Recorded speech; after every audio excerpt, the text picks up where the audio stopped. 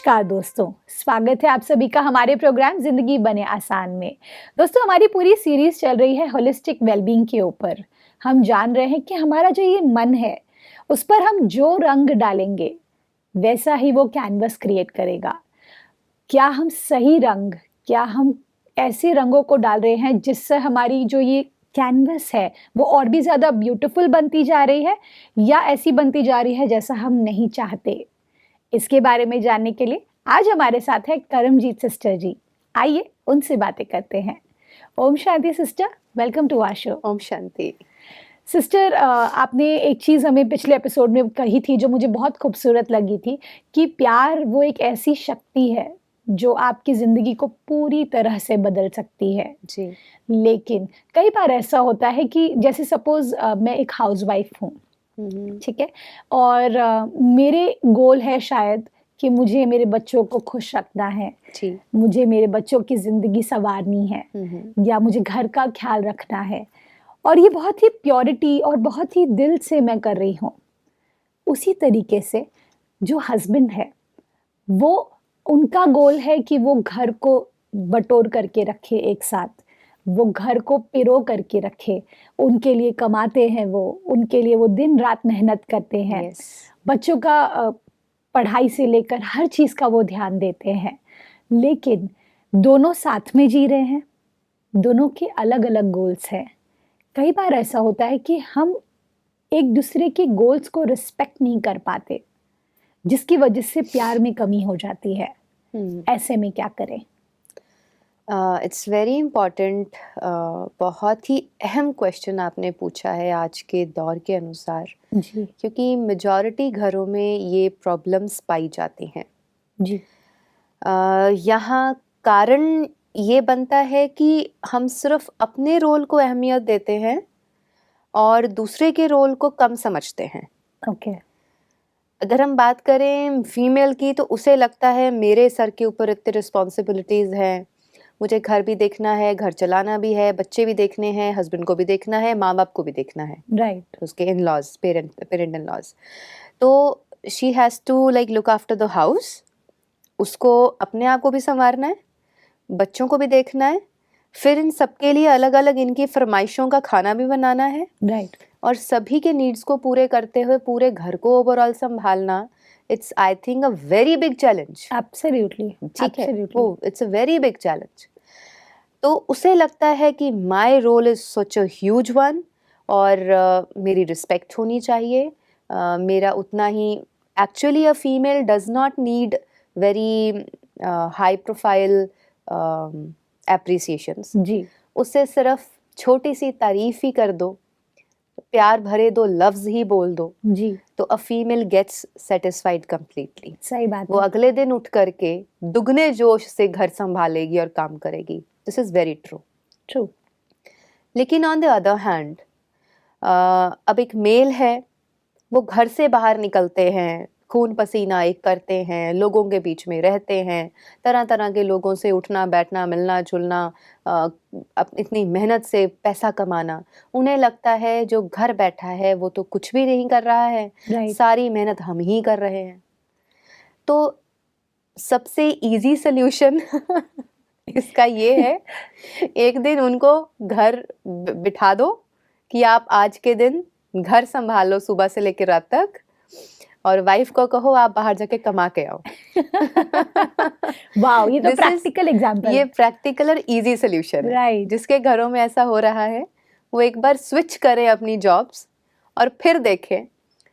Husband को पता चल जाएगा कि सुबह से लेकर शाम तक एक घर को संभालना, बच्चों को देखना, उनकी फरमाइशें पूरी करना, सास ससुर को जी हाँ जी करना, उनकी नीड्स पूरी करना, हस्बैंड की हर चीज़ों को तैयार रखना। जब ये सारी चीज़ें करते हुए एक वाइफ को या एक लेडी को, एक हाउस वाइफ को अपने लिए वक्त नहीं मिलता, वो थक हार जाती है, तो रात में शी ऑल्सो नीड्स कि कोई बस उसको प्यार भरे दो लफ्ज़ बोल दे या उसकी टेक केयर कर ले। Right, yes yes. तो ये उनको समझ में आएगा, मेल काउंटर पार्ट को ये समझ में आएगा how important is the role of a woman जी, इन अ हाउस।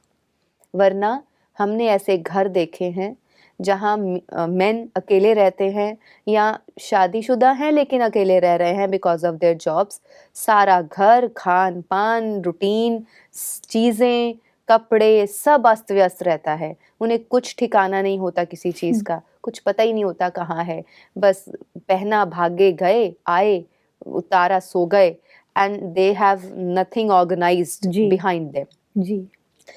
दूसरी तरफ फीमेल को जब बाहर भेजेंगे तो हार्डशिप्स जो एक मेल बाहर फेस करता है, मेन फेस करता है, उनको वो समझ में आएगा how life is tough outside the home. Deadlines, targets, yes, इतनी क्या सारी कुछ चीज़ें होती हैं।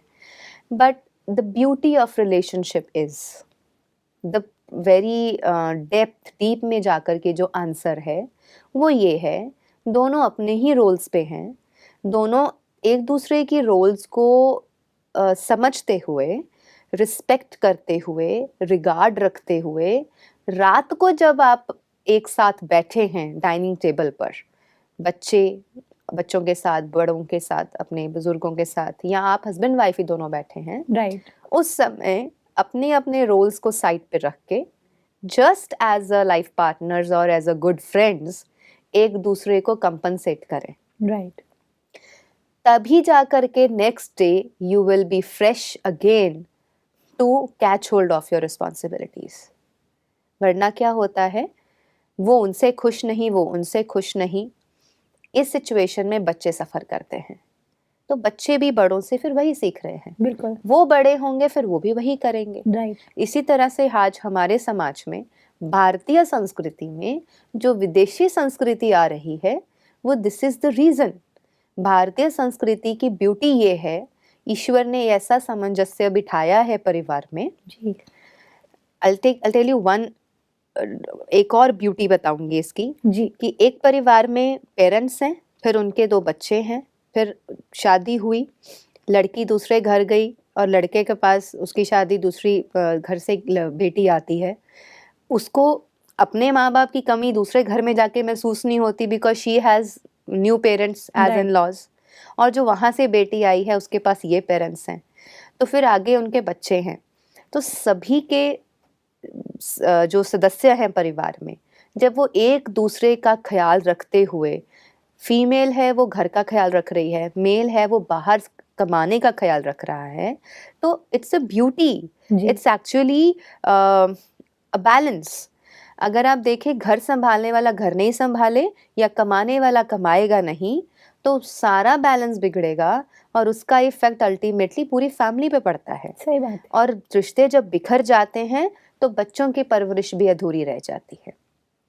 तो ये समझना बहुत ही स्टार्टिंग में ज़रूरी है कि या तो आप अकेले रहिए, don't get married, but if you are taking this decision to get married, तो उसकी ब्यूटी, उस लाइफ की ब्यूटी को समझना बहुत ज़रूरी है, और वो बैलेंस लेके आना अपने परिवार में, that is very much important. Otherwise आपकी फैमिली लाइफ जो है वो अच्छी नहीं चल सकती। Right, this is the reason कि आज डाइवोर्स रेट्स जो हैं वो बढ़ते जा रहे हैं, true, because we don't understand and respect or give regard to the roles and responsibilities other one is handling. सही बात है, हमें लगता है मैं ही हूँ जो हूँ, बल्कि ऐसा नहीं है, एक दूसरे का सामंजस्य है। जैसे घर में या इस चेयर में चारों ही टांगें ज़रूरी हैं, तो चेयर पे आप बैठे हैं। जी, एक घर की 4 दीवारें हैं तभी वो घर खड़ा है, फाउंडेशन है तो घर खड़ा है।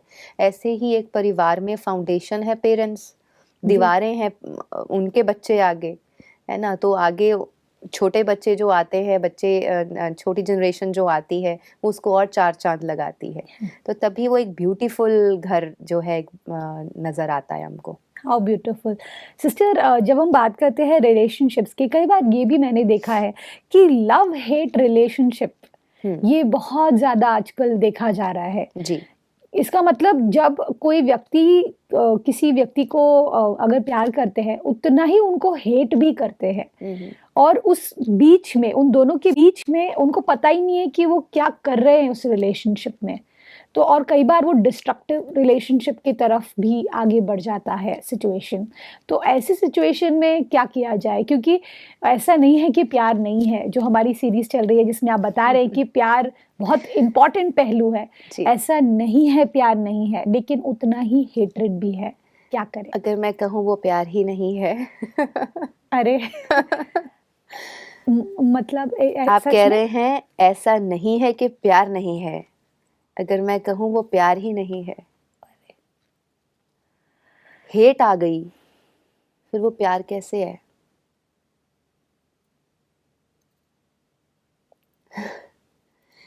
Love demands dedication, right. Agree? जी। Love demands commitment. जब कमिटमेंट और डेडिकेशन दोनों में ही अंतर आता है, प्रेम एक ऐसी चीज है जिसमें आप खुद को समर्पित कर देते हैं, चाहे वो ईश्वर से हो, चाहे वो आपके आसपास के लोग। रिलेशनशिप्स में हो। बिल्कुल। Yes, yes. एग्रीड। यस। हम प्रेम में खुद को समर्पित करते हैं, mentally, emotionally, physically, at all the 3 levels. आपने फिजिकली सरेंडर किया, मेंटली किया, इमोशनली जब उसमें अंतर आया, तभी जाकर के हेट शुरू हुआ। ट्रू। फिजिकली तो सरेंडर किया ही हुआ है, रह भी रहे हैं, निभा भी रहे हैं, लेकिन जबरदस्ती, नफरत भी है। जब नफरत ही आ गई तो प्यार कैसे हुआ? और नफरत आई कहाँ से? वी नीड टू चेक, नफरत आई कैसे? वो जिस दिन प्यार किया था या प्यार हुआ था या जिन रिश्तों में प्यार था ऑलरेडी, उस दिन क्या नहीं था और आज क्या है, जिसकी वजह से HATE आ गया बीच में, हेट आ गया। राइट। कैसे नफरत पैदा हुई, है ना? तो और फिर वो प्यार वहां से शिफ्ट होके किसी दूसरे की तरफ कैसे चला गया? Very important. This is the question जिसका आंसर हर किसी के पास होगा, अब अपना अपना इंडिविजुअल होगा कि जिस चेहरे से या जिस व्यक्ति से या कहिए ईश्वर से जब आज आप प्रेम करते हैं तो कल क्यों नहीं? क्योंकि कहीं ना कहीं मैं आता है। ओके। मैं, I am superior, I am most important.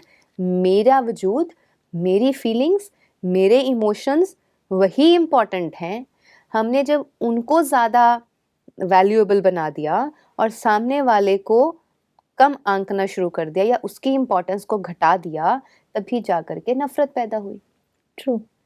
But परमात्मा और माँ, वो दोनों ही कभी भी ईगो और मैंपन को बीच में नहीं लाते। इसीलिए माँ का प्यार और परमात्मा का प्यार वो सर्वश्रेष्ठ गाया जाता है। Okay. No doubt exceptions are always there. आज की डेट में ऐसी मदर्स हो सकती हैं because of self ego, because of self, जिसको आप कहें कि अपने से ज़्यादा लगाव है, तो वो बच्चों को भी इग्नोर कर देते हैं। नो डाउट वो अपने हस्बैंड्स को भी इग्नोर करते हैं, वो बच्चों को भी, बच्चा जो खुद जन्मा है उसको भी इग्नोर करते हैं। तो exceptions are always there, but I am talking in general कि माँ और परमात्मा का प्यार ऐसा है जिसमें निस्वार्थ भाव है। वो उनमें मैंपन कभी नहीं आता। वो डेडिकेटेडली सरेंडर करके समर्पित कर देती है माँ खुद को बच्चों के आगे, खुद भूखी रह के उसको खाना दे देगी, रात जाग करके उसके लिए खाना बना देगी, बच्चा पढ़ रहा है तो उठ करके उसके लिए जागती रहेगी। मतलब she does everything for the child what she can. जी। शायद माँ को दर्द भी हो रहा होगा तो उसके दर्द वाले पाँव से भी उठ करके किचन में जाके वो खाना बना के बच्चे को देती है कि उसका पेट भर जाए, जी। है ना? बच्चा हल्का सा कॉल करके माँ को कहे माँ भूख लगी है या माँ मैं आ रहा हूँ, उसकी खुशी को 4 चांद लग जाते हैं।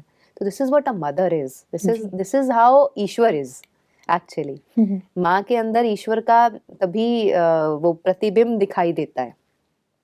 तो ऐसे ही व्हाट आई फील, अगर आप कहते हैं कि हमें प्रेम है या प्यार है, तो चेक कीजिए अपने प्यार को किस पैरामीटर पर कि ये प्यार माँ और परमात्मा, उसके कंपैरेटिव मेरा प्यार कितने मीटर स्केल पे कहाँ स्टैंड करता है। Okay okay. Love is love. या love cannot be defined in different ways. जी। लव को हम ये नहीं कह सकते छोटा लव बड़ा लव, थोड़ा सही प्यार बात है, ज्यादा प्यार, सही बात या है। सच्चा प्यार और झूठा प्यार, ऐसा नहीं होता है। ये बहुत सारे मिथ्स बने हुए हैं दुनिया में, जी। इससे थोड़ा प्यार है, इससे ज्यादा प्यार है, ये राइट। इससे झूठा प्यार है, ये सच्चा प्यार है, ट्रू लव। मतलब people are like blind in these things, या but I feel love is love. प्रेम है तो प्रेम है। आप गाय और गाय के बछड़े के बीच का प्रेम देख लीजिए, जी। आप जानवरों के बीच में प्रेम देख लीजिए, आप प्रकृति में प्रेम देख लीजिए, आप ईश्वर के प्रति एक भक्त का प्रेम देख लीजिए, माँ का उसके बच्चे के लिए प्रेम देख लीजिए। You can find love all around you. सही इसीलिए कहा जाता है love is in the air. ठीक है, प्रेम को सिर्फ एक ही नज़र से नहीं देखा जा सकता, लेकिन प्रेम एक बहुत शुद्ध फीलिंग है, जी। बहुत ही प्योर फीलिंग है। It's a vibration, it vibrates when you love someone. तो वो प्रेम प्रकृति से, परमात्मा से, किसी पर्टिकुलर पर्सन से, या आपका खुद से, या किसी वस्तु से, कोई भी प्रेम हो सकता है।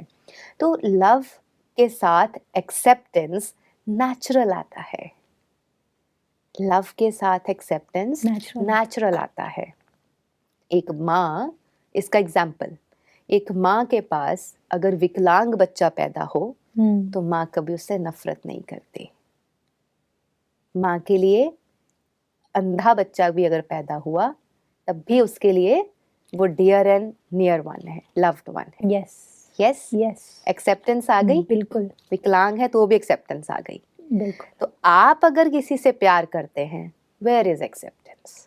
एक्सेप्टेंस है तो नफरत आ ही नहीं सकती, और नफरत है, it is not love. Wow, so we should be very clear, प्यार है या नफरत है, वेरी क्लियर। बीच में नहीं रह सकते। नहीं।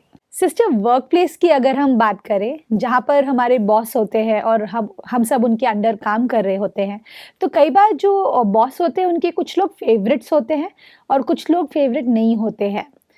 तो क्या ऑफिस के माहौल में भी हम एक प्यार का प्योर रिलेशनशिप्स क्रिएट कर सकते हैं? शुरुआत मैं करना चाहती हूँ, तो आप प्लीज सजेस्ट कीजिए कि क्या करें। क्रिएट तो कुछ भी किया जा सकता है। Human being has a tendency to be creative.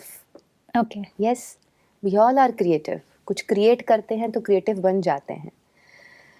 तो बात की जाए वर्क प्लेस की, वहाँ पर कुछ चीज़ें ऐसी हैं which are not under our control. हम अपने बॉस को या हमारा जो एम्प्लॉयर है उसको हम कंट्रोल नहीं कर सकते। यस, जो फेवरेटिज्म की बात आती है, favouritism is just because of his own personality traits. अच्छा। जो उसकी बॉस की खुद की पर्सनालिटी को जो भा गया, वहाँ ही फेवरेटिज्म है। Okay yes, okay okay. जो उसको उसके जैसा नहीं भाया, वहाँ फेवरेटिज्म नहीं आता। जिसने काम कर दिया वो फेवरेट है, जिसने नहीं किया वो कम फेवरेट है। या लुक्स भी मैटर करती हैं बहुत जगहों पर। तो ऐसे बहुत सारे फैक्टर्स हैं जिसकी वजह से ये चीज़ें हो जाती हैं। जी। लेकिन yes, very good healthy relationships create किए जा सकते हैं by understanding each other. Right. सभी के गोल्स रहते हैं, आपके टारगेट्स रहते हैं, you have to achieve the targets, लेकिन at the end of the day we are an individual. Right. As an individual हम सभी वहाँ कमाने आ रहे हैं फॉर ओन फैमिलीज। राइट। तो हमारा फोकस ये हो सकता है कि हम सभी को अपनी फैमिलीज की खुशी के लिए कमाना है ना, राइट। तो why to fight with each other. Right, क्योंकि सिस्टर ये भी मैंने बहुत सुना है कि कौन सी एनर्जी से पैसा घर के अंदर आ रहा है, Yes. वो भी बहुत इम्पोर्टेंट है। बहुत important। आज अगर मैं बहुत मेहनत कर रही हूँ पूरे दिन मेहनत करके, और लेकिन मैं दुखी हूँ अपने जॉब से, फिर भी मैं ये जॉब कर रही हूँ, हाँ। और वो पैसा अगर मेरे घर के अंदर आएगा तो वो शायद मुझे उतनी बरकत नहीं दे नहीं पाएगा। देता। ऐसा है? यस, बिल्कुल बरकत नहीं देता। जी। बरकत भी नहीं देता, और आपके दुखी मन से कमाया हुआ धन आपको कभी सुख भी नहीं दे सकता। क्योंकि धन से आप चीज़ें खरीद सकते हैं, प्राप्त कर सकते हैं, लेकिन धन से कभी भी शांति, खुशी और सुख को खरीद नहीं सकते, प्रेम को खरीद नहीं सकते। इसलिए घर में जहाँ आप जा रहे हैं, वर्क प्लेस, वो एक मंदिर की तरह, इसलिए कहा जाता है वर्क इज वर्शिप। है ना, हम भूल गए ना, मैं भी भूल वर्क गई इज थी। वर्शिप, इसको हम भूल गए। आई रिमेम्बर मेरे फादर की जब रिटायरमेंट थी तो उनको जो ट्रॉफी मिली थी उसके ऊपर भी लिखा हुआ था वर्क इज़ वर्शिप। और वो जहाँ उनका वर्क प्लेस था वहाँ पे भी बहुत बड़े अक्षरों में लिखा रहता था वर्क इज़ वर्शिप। तो आज हम इन चीज़ों को बहुत कम देख पाते हैं। शायद ही किसी कंपनी में या किसी मल्टी एमएनसीज में इन शब्दों को सुनहरे अक्षरों में लिखा गया हो, वर्क इज़ वर्शिप मीन्स काम को काम की तरह करेंगे तो आपको तकलीफ होगी, मजबूरी आ सकती है या आपका मन खुश नहीं होगा। लेकिन उसको वर्शिप की तरह करेंगे या उसको इस तरीके से करें कि यहाँ से हम अपना घर चला रहे हैं, वाह, तो वो जर्नी कितनी ब्यूटीफुल होनी चाहिए, है ना।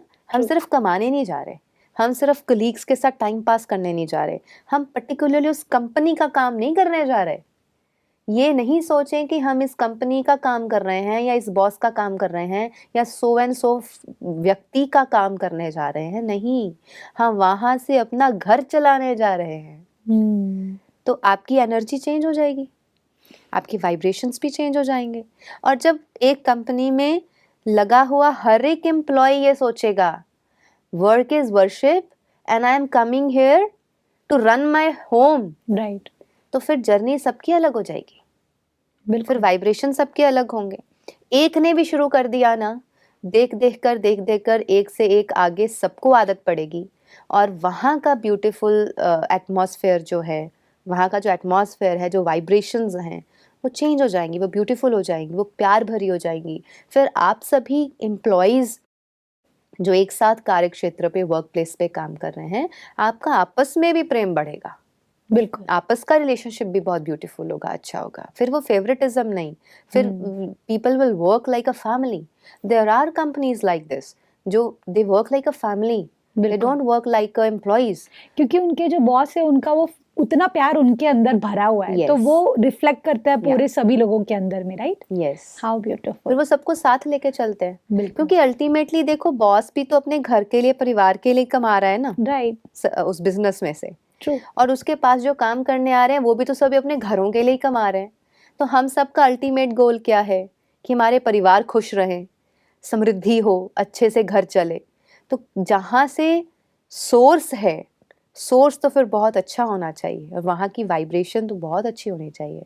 हाउ ब्यूटीफुल सिस्टर, आज जो आपने बातें की उसमें मुझे सबसे खूबसूरत बात ये लगी कि आपका जो धन है वो कहाँ से आ रहा है, उसमें कितनी पॉजिटिविटी, कितना प्यार और जी। कितना अपनापन समाया हुआ है, जिससे हमारे घरों के अंदर भी वही सेम फीलिंग फैल जाए। जी, thank you so much sister, आप अपना इतना वैल्यूबल टाइम लेकर हमारे साथ ये टाइम स्पेंड किया आपने। Thank you sister, thank you for coming in our show. ओम शांति। ओम शांति। दोस्तों, आज हमने जाना कि प्यार एक ऐसी शक्ति है जो आप कहीं पर भी जाए उसे बिखेर सकते हैं।